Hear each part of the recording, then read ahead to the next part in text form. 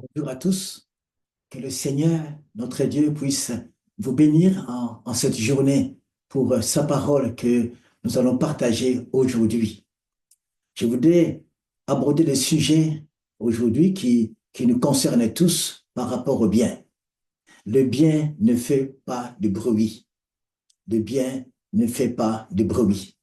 Et je vous invite à ce texte de 2 Thessaloniciens chapitre 2 verset 17 qui dit ceci: qu'il vous remplisse de courage et vous accorde la force de pratiquer toujours le bien en acte et en parole. Et c'est l'apôtre Paul qui écrit à l'église de Thessalonique, qui est une jeune église qui vient de naître.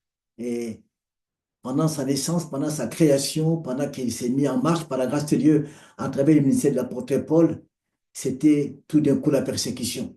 Beaucoup d'entre eux étaient persécutés. Paul même a pu quitter cette région pour aller dans une autre ville.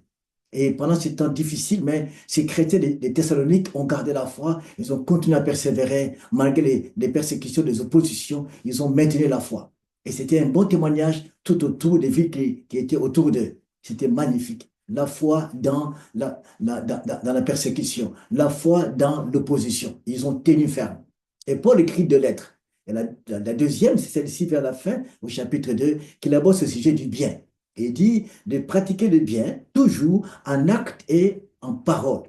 Oui, le bien, on le fait faire en parole ou aussi le faire aussi en acte aussi. Et ce bien, cette question de bien, le Seigneur Jésus nous met en garde sur un point qui est particulier. Il dit ceci dans Matthieu chapitre 5, il dit ceci: chapitre 6, pardon, quand toi tu veux donner quelque chose aux pauvres, que ta main gauche ne sache pas ce que fait ta main droite. Avec le bien, il y a un problème. Le bien, Jésus nous appelle à le faire de manière discrète. Mais les dangers qu'il y a là aussi, parfois on peut pratiquer le bien, alors la droite, la gauche, la droite donne et la gauche ne sait pas. Mais parfois, ça fait du bruit. C'est quoi le bruit? C'est quand on commence à divulguer, à parler, voilà ce que je fais. Mais le bien, quand on le fait, ça nous appelle au silence. Le bien lui-même a une force extraordinaire, peut faire beaucoup, beaucoup de choses du bien par rapport à ceux qui en bénéficient. Alors, regardons, écoutons la parole du Seigneur par rapport à la discrétion, la main gauche, la main droite, c'est que nous sommes des humains. L'homme a cette tendance de se mettre en avant, d'une façon ou d'une autre, d'être connu, d'être apprécié par les gens. Et le Christ nous met en garde par rapport à cela. Et Paul dit, pratiquez le bien, toujours, en acte et en parole. Regardons d'abord la question du bien en soi-même. Le bien, c'est tu as quelque chose à donner à quelqu'un. Nous tous, nous avons quelque chose à donner. Nous tous. Pour faire du bien. Les non-croyants comme les croyants, nous tous, on peut faire du bien. Nous avons quelque chose à donner. Une parole, un bien matériel, quelque chose de visible, on peut le faire. Tu as quelque chose, j'ai quelque chose à donner. Mais dans cette question du bien, il y a deux choses. Le monde, les païens peuvent donner aussi, faire du bien. Ils ont fait beaucoup de bien, c'est intéressant. Mais quand les croyants, on nous appelle à faire du bien, parfois ça dépasse le niveau où le non-croyant ne peut pas faire. Le Seigneur Jésus dit ceci: si tu aimes que ceux qui t'aiment, tu fais l'extraordinaire. Si tu salues les gens qui te saluent aussi, tu fais l'extraordinaire. Pour qu'on soit différents, nous les croyants, c'est de faire ce que le non-croyant ne peut pas faire. Et cette dimension de faire ce que le non-croyant ne peut pas faire, c'est lié par notre vie nouvelle, notre nouvelle identité en Jésus-Christ. C'est par le Saint-Esprit que nous pouvons faire les choses qu'on ne peut pas faire en tant que non-croyants. Et c'est là que l'apôtre Paul dit de faire de bien, au-delà même de notre nature humaine, de ce que nous voulons nous, mais faire ce qui plaît au Seigneur. Et le bien, nous pouvons le faire. Nous tous, on a quelque chose. Nous tous, on peut faire quelque chose. En parole et en acte. Nous avons des possibilités, nous avons des capacités. Tout le monde peut faire quelque chose à une façon ou d'une autre. On peut faire quelque chose à une personne plus grande que soi, en taille, en intelligence ou en capacité, ou plus petit que soi. Donc, quel que soit le niveau social, le niveau spirituel, nous pouvons faire du bien à tous ceux qui nous pouvons les aider. Mais il y a aussi la question d'être recevoir, de ceux qui veulent recevoir aussi, être recevable. Il y a des gens qui ne veulent pas recevoir, ils se suffisent à eux-mêmes. Je peux tout faire. Ça, c'est l'orgueil. Nous tous, on a besoin de quelque chose d'une façon ou d'une autre. Qu'on soit à quel niveau spirituel, un niveau social, on a besoin de quelque chose de bien de l'autre. Ça, c'est très, très important. Soyons réceptifs. Recevons ce que d'autres sont prêts à nous donner, de le recevoir dans toute humilité. Souvent, l'orgueil peut mettre des barrières ça, je ne reçois pas. Je sais ce que je peux faire. Je ne veux pas recevoir le bien que l'autre m'apporte, que l'autre me donne. Ça aussi, c'est un grand danger. C'est des hommes et des femmes qui sont réceptifs, qui reçoivent ce que les autres leur donnent pour leur bien. Soyons des hommes et des femmes ouverts au bien apporté par les autres. On n'a pas tout. On n'a pas tout, mais l'autre a tout. L'autre a quelque chose qui peut aussi nous donner, qui peut nous faire aussi du bien. Alors, de bien, c'est quoi encore? C'est une parole d'encouragement. Encourager quelqu'un, ça c'est faire du bien. C'est aussi soutenir quelqu'un en parole ou en matériel ou en finance ou de l'argent. Le soutenir, c'est une action particulière. C'est aussi accompagner quelqu'un dans sa processus de marche avec le Seigneur, dans ce temps difficile, de l'être avec la personne. C'est même la présence. La présence à côté de quelqu'un, c'est un bien. Quelqu'un qui est à côté de moi, en difficulté, en problème, qui passe par des temps difficiles de deuil, par exemple. Je suis là, je l'accompagne. C'est un bien, un acte de bien d'être présent pour aider quelqu'un. Le bien peut aussi de construire quelque chose de meilleur à quelqu'un. Quelqu'un qui se sent fatigué et s'envoie un peu, devient un peu bancal ou il passe par des épreuves. Je suis là pour l'accompagner. Je construis quelque chose avec lui, qu'il puisse aller plus loin. Et ça, c'est très, très important. Le bien relève de l'humilité, de l'amour, de la paix. L'amour est derrière cela. Et cela est derrière pour nous aider à aller un peu loin. Mais il arrive que nous avons le pouvoir de réconforter les gens, de les aider, de les faire à être relevés. Nous avons ce pouvoir-là que Dieu nous donne. Ça, c'est le bien. Je pense qu'à Thessalonique, malgré ce qui s'est passé, les frères et sœurs s'encourageaient les uns les autres pour qu'ils tiennent ferme. C'est pour ça que l'apôtre Paul dit, faites toujours le bien. C'est pas facile du tout. Oui, c'est pas facile du tout. Parfois, le bien, on le fait aux gens qui nous aiment, aux gens que nous connaissons, aux gens qui nous apprécient. Avec le courant passe bien. D'autres, où ça passe pas, on ne fait pas le bien. Mais le Seigneur dit, c'est une parole extraordinaire. Aimer son prochain, aimer son ennemi, aimer ce qui s'oppose à l'autre. Alors, est-ce que le bien est seulement limité dans un périmètre de ceux qui nous aiment, un périmètre de ceux qui nous côtoient, ceux qui nous apprécient, ou le bien peut dépasser la limite de ceux qui n'aiment pas? Le bien que Dieu nous demande à faire, ça dépasse même la limite de ceux qui ne sont pas aimables de le faire du bien. Et même, la Bible nous appelle ceci, nous dit ceci, priez pour vos ennemis. Priez pour ceux qui vous persécutent. Ça, cette prière est un bien. Nous faisons du bien à quelqu'un en priant pour lui. Nous dépassons le cadre de l'amour avec les gens, le cadre de l'appréciation. Nous entrons dans la dimension de la haine, de l'opposition, où nous pouvons aimer les gens, leur faire du bien. Les temps sont durs ces derniers temps. L'Église passe par des moments un peu particuliers aujourd'hui. Il est temps que l'Église se relève encore. Dans le monde entier, on prêche la parole. Soyons prudents, relèvons-nous pour que le monde voit que nous sommes des enfants de Dieu. On a une identité particulière. Que le monde voit le bien que nous pouvons faire aujourd'hui encore. C'est très important. Dépassons le cadre de ceux qui m'aiment. Allons plus loin, là où c'est difficile. Et c'est quand on passe aux églises persécutées, ces croyants dans les pays difficiles, et ils dépassent le cadre de ceux qui les aiment. Ils vont plus loin, même aimer ceux qui ne les aiment pas. Oui, c'est pas facile en tant qu'humain. Nous avons encore ce corps charnel, ce corps humain qui est compliqué. Est-ce qu'on peut aimer celui qu'on n'aime pas? Oui, dans le monde, on ne peut pas. Mais avec le Christ, on peut y arriver par sa force et par sa puissance. Alors, on peut faire du bien pour cela aussi. On peut construire, réconforter quelqu'un. Celui qu'on connaît, celui qui a la foi, celui qui est fatigué. Mais on peut aussi tendre la main vers l'autre qui nous fait du mal.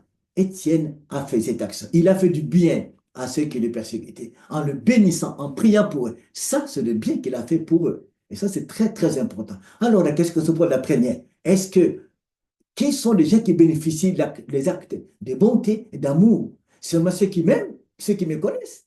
Est-ce que je suis arrivé à dépasser la dimension de ceux qui s'opposent à moi? Même si je ne peux pas les voir, les trouver, mais en parole, en acte, dans mes prières. Est-ce que je pense à ces personnes-là? Faire le bien. C'est quelque chose de formidable. Mais il y a aussi une question qui est particulière.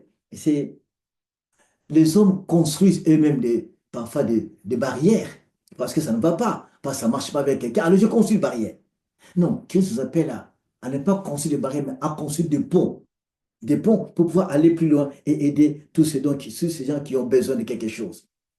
Alors, on va voir une deuxième chose par rapport à ça, c'est la question de la motivation. Qu'est-ce qui me motive à faire le bien? Qu'est-ce qui me pousse à faire le bien? Alors, il y a plusieurs choses. D'abord, la parole de Dieu nous appelle à faire le bien.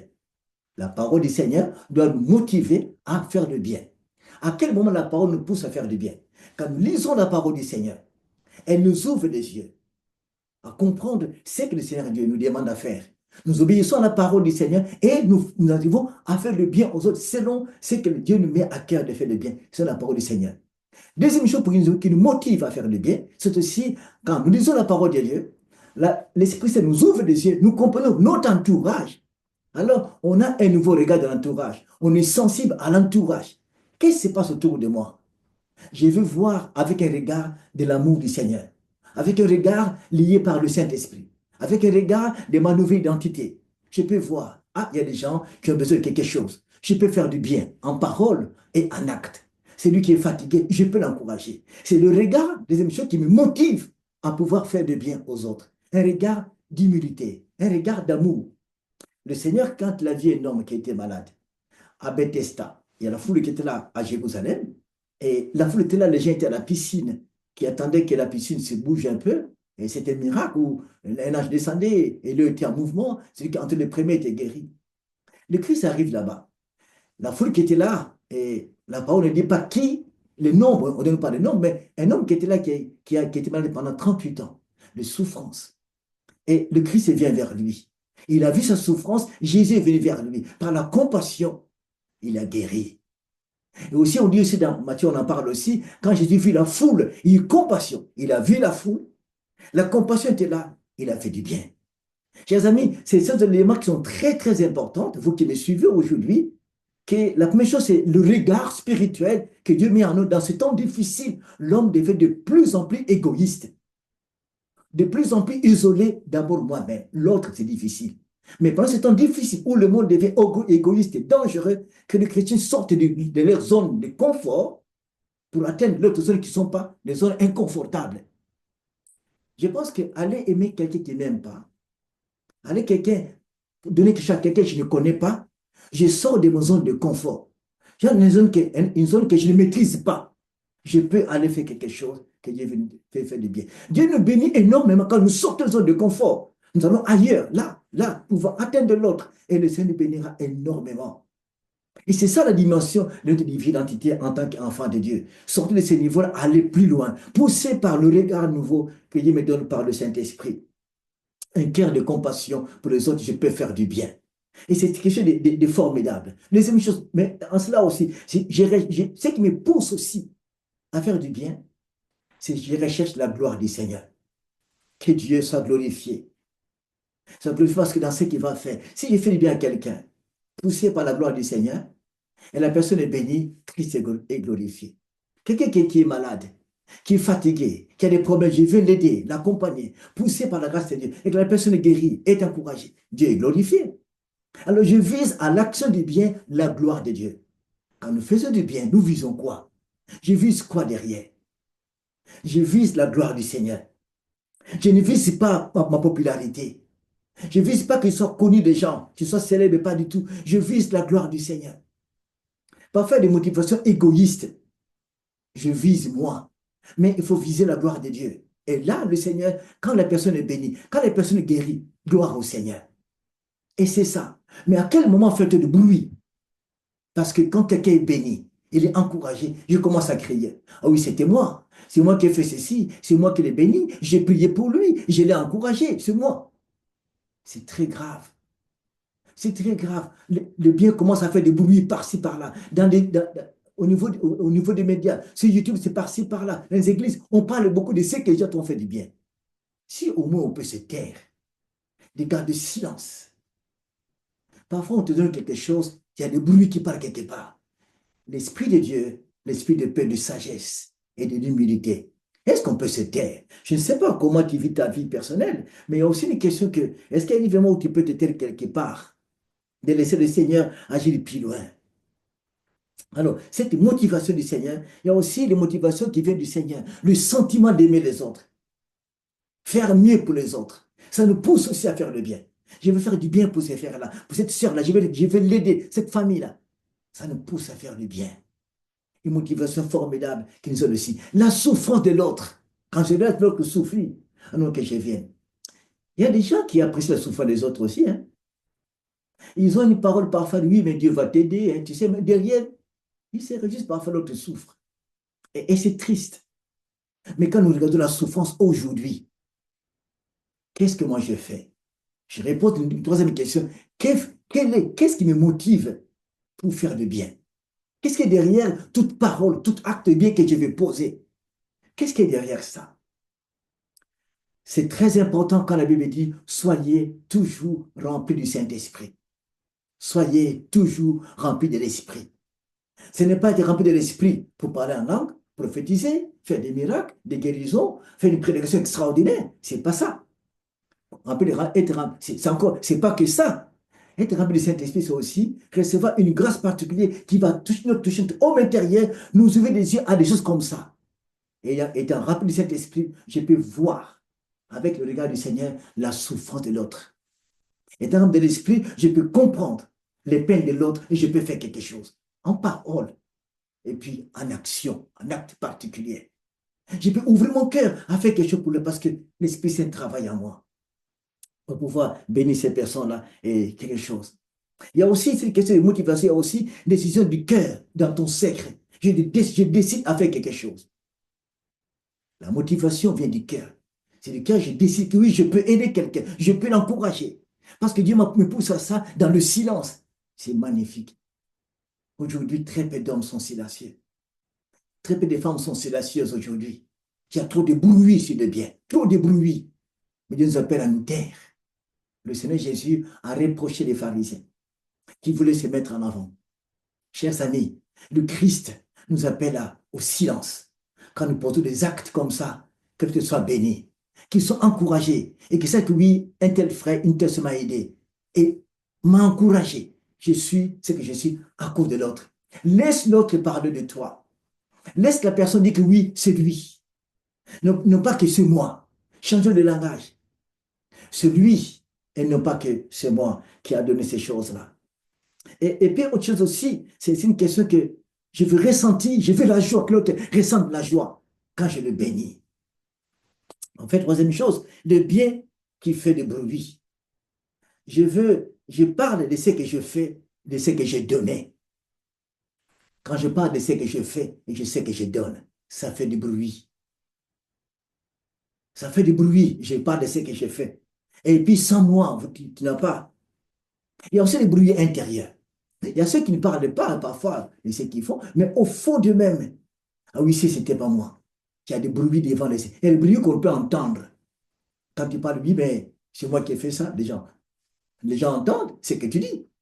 Si c'était pas moi, est-ce qu'il aurait fait ça? Est-ce qu'il aurait pu vivre ça? Est-ce qu'il aurait pu grandir? Il aurait pu avoir une vie épanouie si c'était pas moi.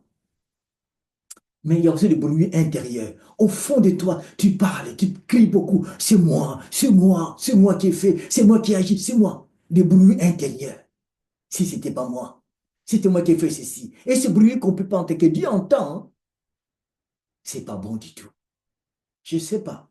Est-ce que de ton côté, est-ce qu'il y a des bruits que les gens entendent ou des bruits qui sont à l'intérieur de ton cœur, où tu as cru tellement de tout ce que tu fais comme acte. Et le Christ dit, quand nous faisons comme ça, quand la main gauche, c'est ce qui se passe sur la main droite, il n'y a pas de récompense. Comment Dieu nous bénira-t-il dans cela? Et c'est ce qui est vraiment triste. Et c'est aussi nous recevons des récompenses sur cette terre. C'est ce qui est tellement dramatique, en tout cas par rapport à cela. Et c'est triste. C'est tellement grave, en tout cas par rapport à cela. Si nous pouvons donner simplement dans le silence, au fond de moi, c'est Dieu qui m'a poussé à te donner. Et c'est tout. Le bruit du bien, ça résonne de partout. Ça résonne beaucoup de bruit, à l'intérieur comme à l'extérieur. Où sont les hommes silencieux? Où sont les femmes silencieuses aujourd'hui, dans ce siècle difficile que cette terre, à l'intérieur et à l'extérieur? Quel bruit on entend aujourd'hui? Un exemple, Barnabas, cet homme a donné. Vous savez, le bruit, le bien a une puissance particulière. Le bien a une force particulière. Le bien peut sauver quelqu'un, peut délivrer quelqu'un, peut enrichir quelqu'un. C'est une force extraordinaire, le bien quand nous faisons cela. Le bien impacte quelqu'un toute la vie. Le bien peut impacter une communauté pendant le processus. Le bien peut aussi impacter toute une famille, toute une génération. Ce que tu as fait, poussé par la grâce de Dieu, c'est du bien pour les autres. Tu peux être un homme qui impacte les autres par le bien que tu fais. Si tu enlèves le bruit, Laisse le bien que tu fais impacte les autres, les aider à aller plus loin, à se réjouir en toi. Vous savez, le bien, il arrive à faire l'impact quand tu ne penses pas au retour. Je fais du bien, j'attends quelque chose. Ah, qu'on m'apprécie. Ah oui, qu'on m'encourage. Oui, tu es formidable. Ah oui, cet homme-là est quelque chose. Tu attends un retour. S'il n'y a pas de retour, tu n'es pas content du tout. Si tu veux attendre le retour, c'est dangereux. Le bien est une action à sens unique. Le bien n'est pas l'action sens aller-retour. Non. Le bien, c'est l'action à sens unique. Je donne et c'est tout. Je n'attends rien de cela. Je donne à celui-là. Si je donne pour attendre au retour, c'est triste. Le Seigneur en a parlé. Si tu invites les gens qui sont là, qui peuvent te rendre au retour, dans une fête qui te fait que eux aussi, ils vont t'inviter à une fête plus tard, c'est pas juste. Si tu invites les gens qui peuvent rien te rendre, tu leur donnes sans espérer au retour, c'est ça que Christ nous appelle. Ne rien attendre du bien. C'est le sens aller. Il n'y a pas de sens retour. Tu donnes et c'est tout. Combien de personnes attendent quelque chose, surtout quand on fait une fête. J'ai donné un cadeau à quelqu'un pendant son anniversaire, pendant son fête de mariage. Et le jour où c'est mon tour, moi j'ai une cérémonie, quelque chose, j'attends, est-ce qu'il va me donner? Maintenant c'est mon anniversaire, je ne reçois rien, je regrette. Sans aller-retour, c'est pas juste. Sache donner et sans qu'il y ait un retour. Le bien c'est ça, je donne, il y a un sens unique. Il n'y a qu'un sens unique, il n'y a pas de retour. Un seul sens, il n'y a pas un retour. Et le sens retour, c'est barré. Tu ne peux pas retourner. Mais souvent, les gens veulent retourner. Et c'est triste, selon la pensée du Seigneur. Et, et c'est que nous regardons dans ce sens le bien qu'avec sa force, Barnabas a béni Jérusalem. Vous connaissez cette histoire de cet homme-là, Barnabas, qui a béni l'église de Jérusalem et a vendu sa propriété. Et l'argent a béni beaucoup, beaucoup de gens. Et ça donnait un exemple, mais qui était mal suivi par Ananias et Saphira, ce couple-là, mais qui ont fini par mourir. Dieu les a punis. Mais il y a des gens qui peuvent aussi imiter ton bien. Tu peux impacter quelqu'un en lui faisant du bien. La personne est bénie. Lui aussi, elle aussi, à son tour, va faire du bien aux autres parce qu'il a bénéficié du bien que tu donnes. Tu l'as impacté, il va aussi impacter les autres. Ça peut être comme une chaîne de bien. Fais le bien en parole, en action, celui qui le reçoit est encouragé et va plus loin, et lui aussi à son tour fera du bien aux autres. Parce qu'il a reçu, il va bénir aussi les autres. Ça, cet homme-là, qui va commencer une chaîne de bien. Tu as donné, tu as prié, tu as agi, alors l'autre reçoit. Celui qui reçoit, il va aussi faire du bien. C'est une suite. En cela, si tu le fais avec amour, beaucoup, beaucoup, beaucoup seront bénis. Et la chaîne du bien continuera. Que le Seigneur Jésus dans sa bonté extraordinaire, nous aide, moi comme vous aussi, de faire toujours le bien en parole et en acte. Et enfin que la main gauche ne sache pas ce que la droite a donné. Et Dieu nous bénira. Au ciel, nous aurons les récompenses. Ne fais pas pour avoir aussi les récompenses. Fais-le simplement. C'est Dieu qui s'en occupe. C'est Dieu qui te donnera ici. Tu peux te bénir d'abord sur cette terre, aussi dans le ciel aussi, c'est possible. Mais la récompense, c'est le domaine réservé du Seigneur. Il sait quand, à quel moment, il te bénira. Est-ce sur terre seulement? Est-ce au ciel? Il sait, mais fais le bien. À lui la récompense, à lui la gloire, à lui la louange. Alors, que nos cœurs soient touchés de ce qui se passe autour de nous. Ce sont des hommes et des femmes qui font toujours le bien pour la gloire du Père. Soyez bénis et que le Christ vous aide. Si tu as une difficulté par rapport à ce sujet, où tu veux être, où le cœur parfois contrit, où il y a l'orgueil quelque part, où tu donnes pour attendre des retours, je t'invite simplement à s'approcher du Seigneur, à s'humilier, à demander pardon. Bien une prière avec un homme de Dieu à côté, un frère, une sœur qui prie pour toi, pour que tu avances. Soyons humbles, nous tous, et Dieu nous bénira. Le monde verra le Dieu en qui nous croyons. Amen. Soyez bénis. Que Dieu vous bénisse énormément et à la prochaine. Au revoir.